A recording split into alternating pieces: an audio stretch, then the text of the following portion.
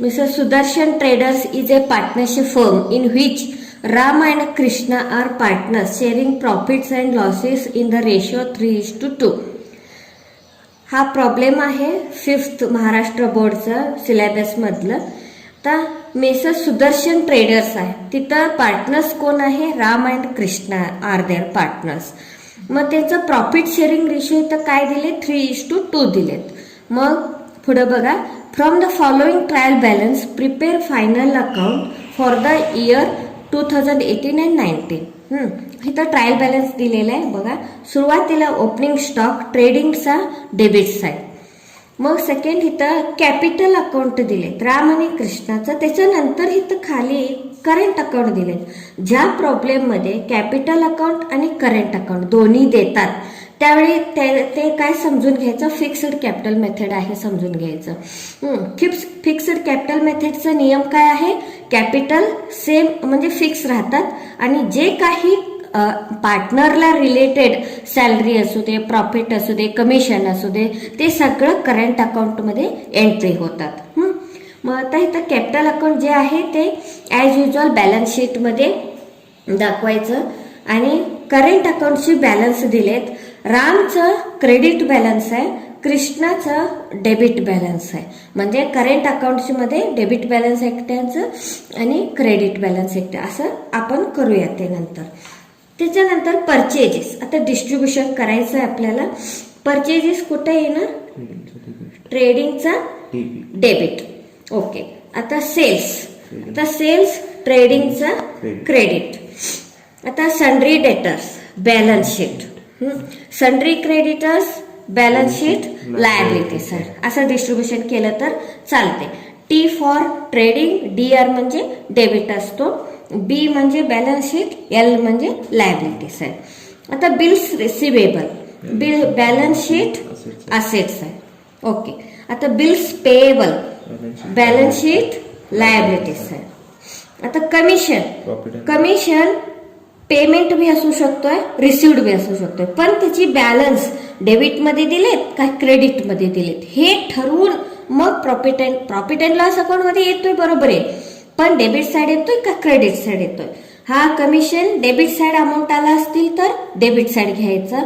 Commission suppose received असेल तर credit side पण येऊ शकतोय. मग त्यावेळी काय करायचं? प्रॉफिट अँड लॉस अकाउंटच्या क्रेडिट साईड घ्यायचं. त्याच्यानंतर प्रॉफिट अँड लॉस अकाउंट तर डेबिट साईड. वेजेस ट्रेडिंग आणि सॅलरीज पण प्रॉफिट अँड लॉस अकाउंट. तर फर्निचर बॅलन्स शीटचा asset side. Okay. Plant and machinery ते पण असेट आहे बॅलन्स शीटमध्ये. आता आरडीडी आहे. ट्रायल बॅलन्स मध्ये आधी पण मी सांगितल्याप्रमाणे ट्रायल बॅलन्स मध्ये ज्यावेळी आरडीडी येतो ते ओल्ड असतो. ते प्रॉफिट अँड लॉस अकाउंट मध्ये डेबिट साईड ऍडजस्टमेंट करूया. नंतर ते बॅड डेट्स वगैरे काय तर दिले काय बघून त्या पद्धतीप्रमाणे ऍडजस्टमेंट करूया. आता इन्व्हेस्टमेंट आहे ते हा असेट असणार म्हणजे बॅलन्स शीटचा asset side. Loan side advances given हा पण ऍडव्हान्सेस आहे म्हणजे हा असेट म्हणजे बॅलन्स शीट असेट साईड. आता इन्शुरन्स हा पेमेंट डेबिट साईड आहे. डेबिट साईड म्हणजे हा प्रॉफिट अँड लॉस अकाउंटचा डेबिट साईड. आता बॅड डेट्स बघा इथं म्हणजे बॅड डेट्स हा ओल्ड बॅड डेट्स असं समजून घ्यायचं म्हणजे प्रॉफिट अँड लॉस अकाउंटचा डेबिट साईड ऍडजस्टमेंट करूया. आता 12% गव्हर्नमेंट बॉन्ड ब्रॅकेटमध्ये परचेज ऑन 1/1/2019 असं दिलेत. म्हणजे ह्याच्यावरून काय समजून घ्यायचं? हा हिडन ऍडजस्टमेंट आहे. हा गव्हर्नमेंट बॉन्ड आहे, हे ऍडजस्टमेंट बॅलन्स शीट मध्ये येतोयच. पण हा 12% का दिलेत? हा इंटरेस्ट आहे. पण कधी घेतलेत? जानेवारीमध्ये. अकाउंटिंग इयर कधी संपतोय? 31 मार्च. म्हणजे अजून घ्यायचं आहे म्हणजे आउटस्टँडिंग असं म्हटल्यासारखं म्हणजे इंटरेस्ट रिसिवेबल. हा प्रॉफिट अँड लॉस अकाउंटच्या क्रेडिट साईड इंटरेस्ट म्हणून दाखवायचं आणि बॅलन्स शीटमध्ये जे इंटरेस्ट रिसिवेबल आहे ते ऍड करायचं. हे झालं म्हणजे डबल इफेक्ट झालं. हा बॅलन्स शीटमध्ये पण येतो आणि प्रॉफिट अँड लॉस अकाउंटचा क्रेडिट साईड. हे आणि ॲडजस्टमेंट बघूया कुठं कुठं आहे ते ॲडजस्टमेंट प्रमाणे आपण मार्किंग करूया. आता बघा, stock on hand 31 March 2019 was valued 38,000. As usual closing date आहे म्हणजे क्लोजिंग स्टॉक कुठं कुठं येणार, ट्रेडिंगमध्ये पण आणि बॅलन्स शीटचा असेट साईड पण. त्याच्यानंतर Ram is allowed a salary of 6,000 आणि Krishna is allowed commission at 3% on net sales. Net sales म्हणजे सपोज रिटर्न वगैरे असेल तर त्यावेळेला नेट सेल म्हणतात. ह्या प्रॉब्लेममध्ये काही नाही, डायरेक्ट आपल्याला सेल्स किती दिले ह्याच्यावरती 3% कमिशन म्हणून घेऊया. आता आधी राम इज अलाउड, रामचं सॅलरी म्हणजे आणि कृष्णाचं कमिशन हे दोन्ही प्रॉफिट अँड लॉस अकाउंटचा डेबिट साइड येतो, फर्स्ट इफेक्ट. आणि सेकंड इफेक्ट पार्टनर्सचं करेंट अकाउंट, पार्टनर्सचं करंट अकाउंटमध्ये क्रेडिट साइड येतो. तेच ऍडजस्टमेंट आपण बॅलन्स शीटमध्ये टोटल बॅलन्सिंग फिगर घ्यायचाच आहे. हा दोन इफेक्ट तिथे घ्या. आता interest on capital, partners capital is to be provided 5% per ANM.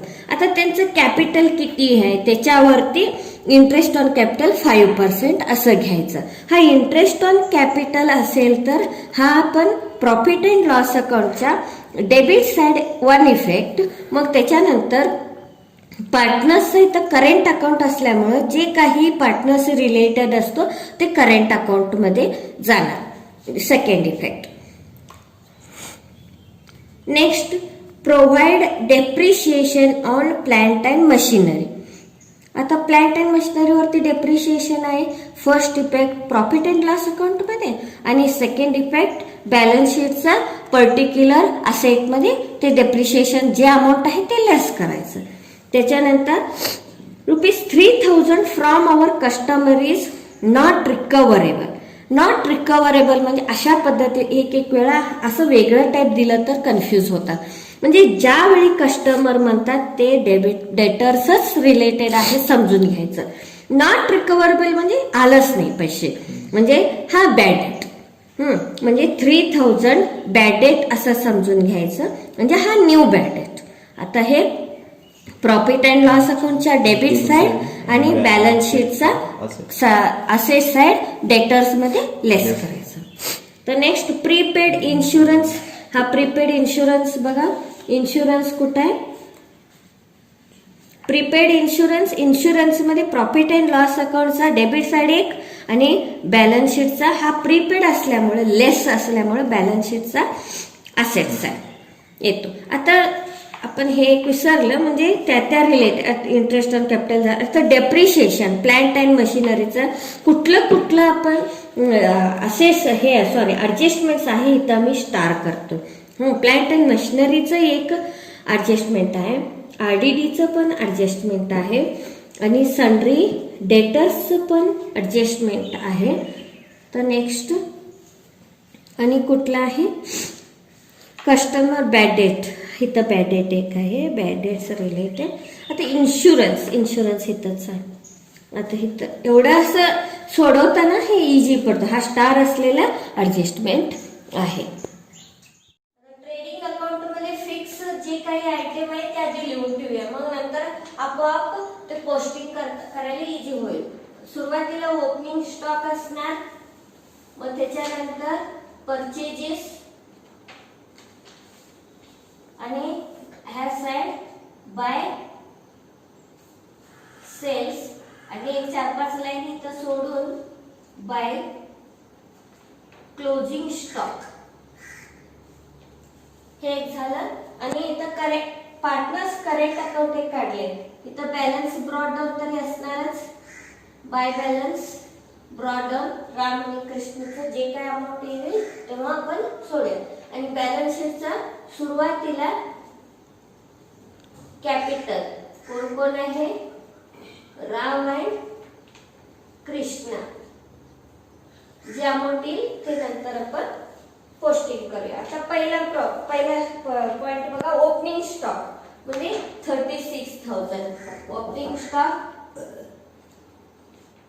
Account रामचा 1,60,000 and Krishna 80,000. दोन्ही मिळून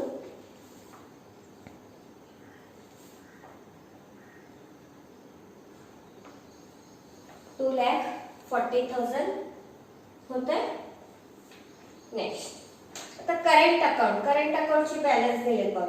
रामचं क्रेडिट बॅलन्स आहे म्हणजे राम किती 8,000 आणि कृष्णाचं debit balance to balance brought down 4,000. Okay. Next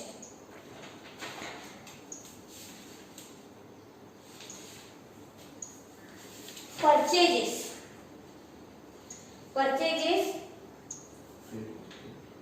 त्याचं काही तर स्टार वगैरे दिलं नाही म्हणजे याचा ऍडजस्टमेंट काही नाही. डायरेक्ट आपण आउटर कॉलम मध्ये 1 लाख. नेक्स्ट सेल्स आहे. सेल्सचं पण काही ऍडजस्टमेंट नाहीये. 2,08,000 direct outer. Next sundry debtors. Balance शीटचा adjust asset side sundry debtors त्याची स्टार आहे 1,73,500. जे ऍडजस्टमेंट येते ते नंतर बघू आपण. Next sundry creditors 41,800. Sundry creditors किती 41,008. ओके. बिल्स रिसिवेबल याची ऍडजस्टमेंट असल्यामुळे आरडीडी बॅडेट वगैरे बघितले तिथं 2-3 लाईन सोडून नेक्स्ट तिथं बिल्स रिसिवेबल किती अमाउंट 47,000.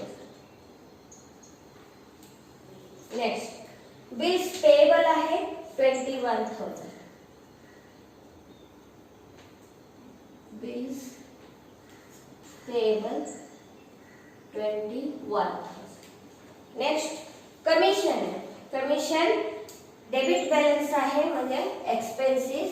आता प्रॉफिट अँड लॉस अकाउंट मध्ये घ्यायचं. इथं एक पासा लाईन इथं सोडून म्हणजे इथं टू कमिशन याचं काही ऍडजस्टमेंट वगैरे काही नाही. डायरेक्ट आउटर मध्ये 2,800. नेक्स्ट वेजेस आहे बघ. वेजेसचं पण काही ऍडजस्टमेंट नाही आहे तर direct 2 wedges 1,760. Next salaries 2 salaries किती आहे 3,000. नेक्स्ट फर्निचर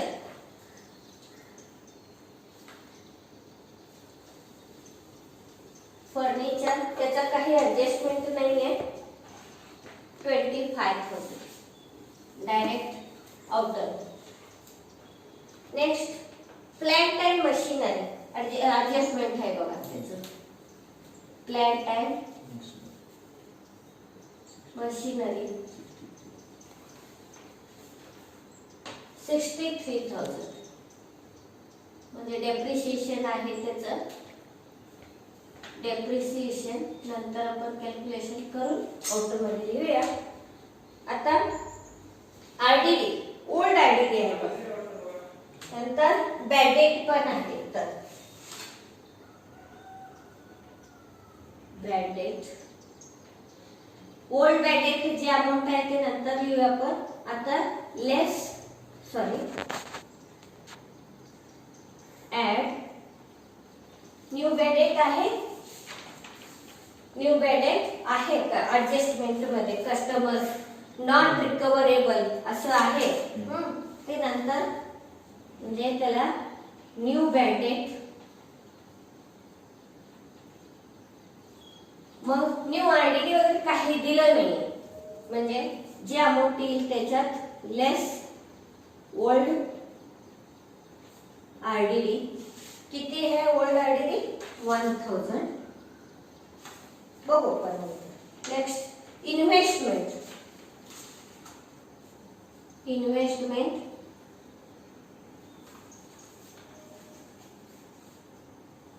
बॅलन्स शीटचा असेट्स आहे, त्याचं काही ऍडजस्टमेंट नाहीये. 10,500 डायरेक्टली आउटर कॉलम मध्ये लिहू. Next loans and advances given, त्याचं पण काही ऍडजस्टमेंट नाहीये. बॅलन्स शीटचा असेट्स आहे. Loans and advances given.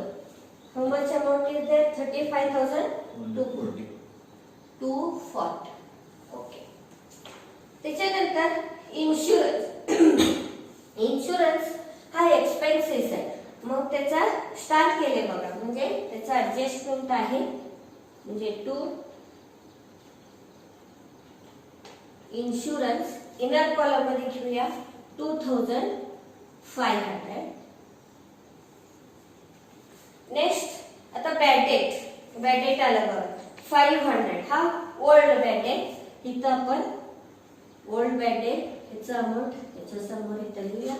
आता न्यू बॅड डेट नंतर बघू आपण ऍडजस्टमेंट बघताना.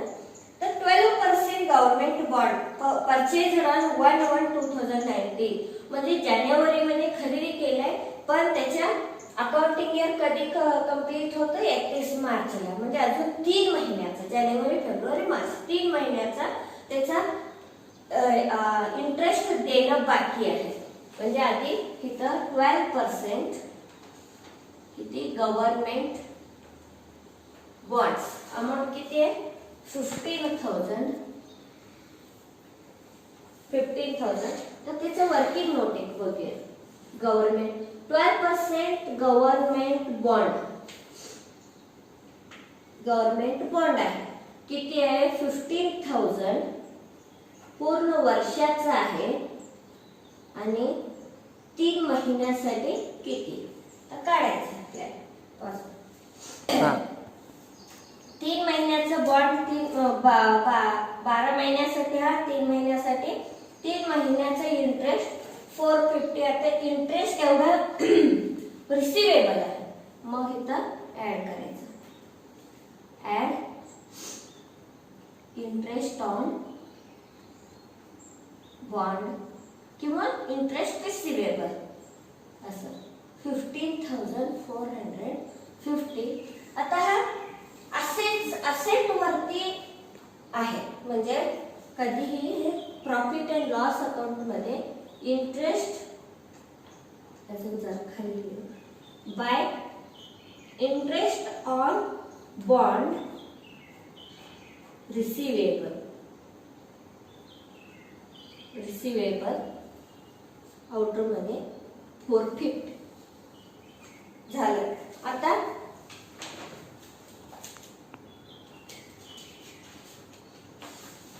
ऍडजस्टमेंट बघा. तर ऍडजस्टमेंट बघा. Stock on hand 31 March 2019 was valued 38,000.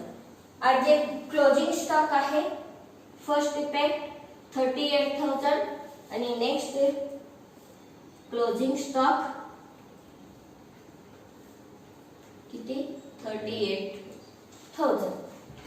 Next Ram is allowed of 6,000 and Krishna is allowed commission 3% on net sales. असा रामचं सॅलरी.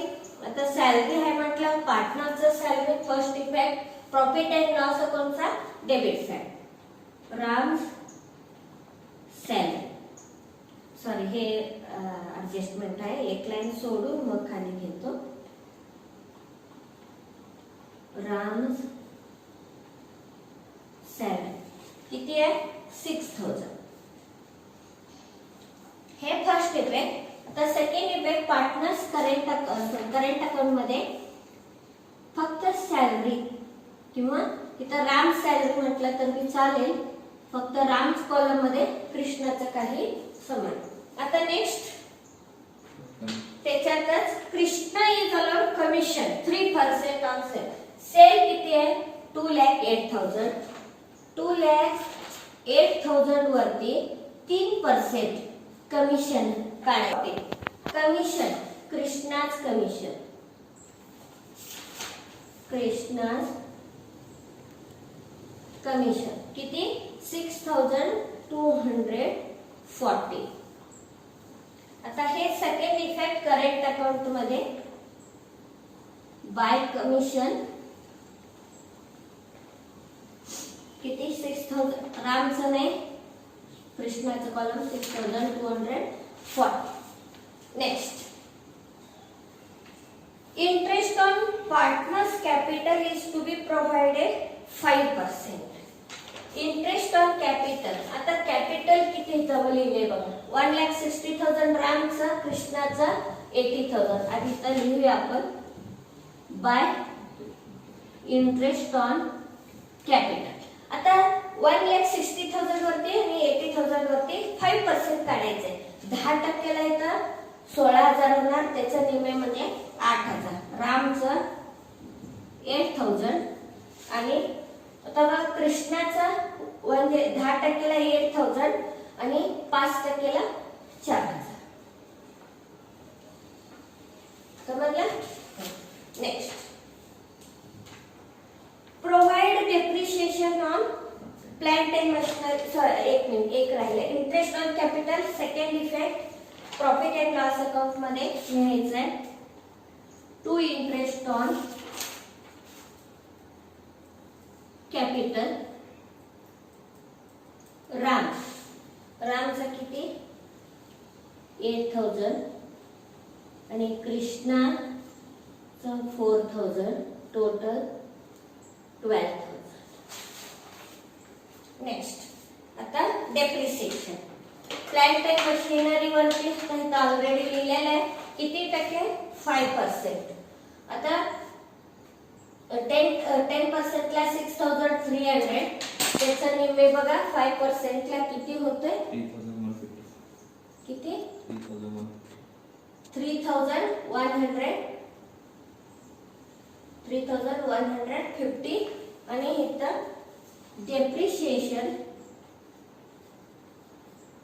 डेप्रिशिएशन ऑन एकच आहे प्लांट अँड मशिनरी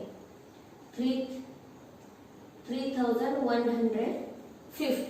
ओके. आता इथं कॅल्क्युलेशन करून आउटर मध्ये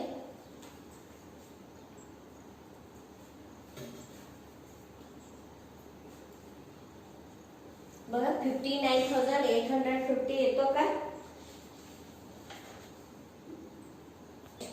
तर 3,000 from our customer is not recoverable. Already इथं लिहिलेलं आहे. सॉरी, 3,000 न्यू बॅडेट आहे. 3,000 न्यू बॅडेट. आता इथं 3,500. त्याच्यात ओल्ड आरडीडी लेस करायचं म्हणजे 2,500. हा न्यू बॅडेट सन्ड्री डेटर्स मध्ये लेस न्यू बॅडेट किती 3,000. आउटर मध्ये 1,20,500. तर इथं फक्त न्यू एकच आहे, तेवढंच डबल इफेक्ट म्हणजे बॅलन्स शीट मध्ये घ्यायचं. बाकीचं सगळं ओल्ड आहे, ते काही घ्यायचं गरज नाहीये. तर प्रीपेड इन्शुरन्स 500 लेस प्रीपेड आहे.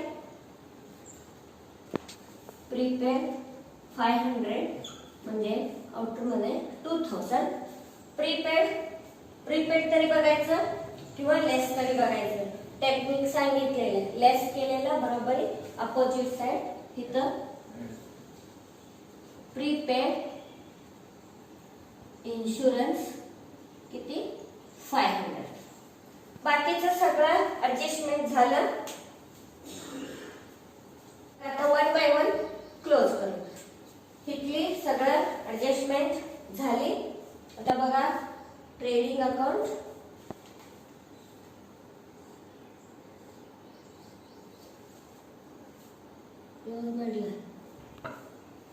डेबिट साइडचं टोटल 2,46,000, 2,46,000.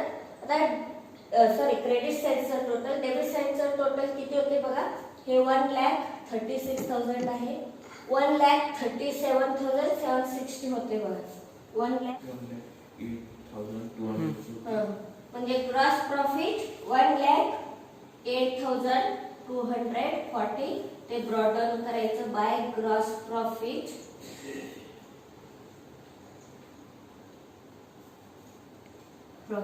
Brought down 1,08,240. आता इथं 2,000 3,000 एवढंच आहे म्हणजे इथं 1 लाखावरती आहे म्हणजे क्रेडिट साइडच इथं पण जास्त असणार. आता ह्याची टोटल किती होते बघा. प्रॉफिट 1,08,000 हे दोन्ही ऍड करून मग जे काही एक्सपेन्सेस येतो ते लेस करूया आपण. तर क्रेडिट साइड टोटल 1,08,690, डेबिट साइडचं टोटल 37,690 म्हणजे प्रॉफिट 71,000 येतो. किती 1,08,690 1,08,690 टू नेट प्रॉफिट राम आणि कृष्ण. आता इथं 71,000 काय आहे ते प्रॉफिट शेअरिंग रेशो दिलं नाही आय थिंक. बघा प्रॉफिट शेअरिंग 3:2. आता रेशो 3:2 रेशो. आता राम जर 71,000 3:2 म्हणजे 3/5 आणि कृष्णा 71,000 2/5 3:2 रेशो मध्ये वाटायचं. पण बुक मध्ये इक्वली वाटून दिलेलं आहे. वरती प्रॉब्लेम मध्ये 3:2 दिलेत. आता 3:2 प्रमाणे आपण डिस्ट्रीब्यूट करूया. 52,600 and 28,400 येतो. 52,600 28,400 हे करंट अकाउंट मध्ये आपण हे करूया ट्रान्सफर करूया बाय P&L अकाउंट. ब्रॅकेट मध्ये समजण्यासाठी प्रॉफिट ट्रान्सफर असं लिहू शकता. 52,600 आणि कृष्णाचा 28,400.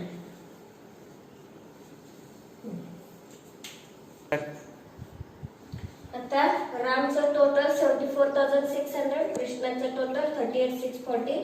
ऑब्विसली ह्या साइड काही नाही म्हणजे ह्या साइड बॅलन्सिंग फिगर येणार. बॅलन्स कॅरी डाऊन ब्रॅकेट मध्ये ट्रान्सफर टू बॅलन्स शीट असं लिहू शकता. आता इथं काही नाही म्हटलं जे आहे तेच 74,600. आता 38,640 म्हणजे 4,000 लेस केलं की नाही म्हणजे 34,640. हा बॅलन्सिंग फिगर बॅलन्स शीटचा liability side. Current account Ram and Krishna 74,600 and 34,000 किती 640 दोन्ही ऍड करून